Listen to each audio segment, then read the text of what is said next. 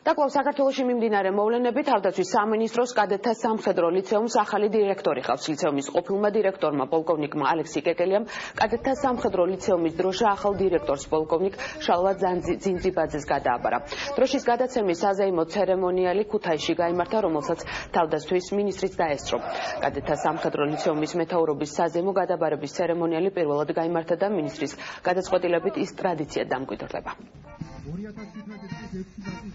თავდაცვის უწყებაში ჩვენი განვითარების ხაზი გადის სწორედ ინსტიტუტების პირველ რიგში მიუკერძოებელი და ობიექტური ინსტიტუტების ჩამოყალიბებაში. მე მინდა მადლობა უთხრა ბატონ პოლკოვნიკ კეკელიას, რომელმაც ძალიან მნიშვნელოვანი წვლილი გაწია იმ საქმეში, რასაც ქვია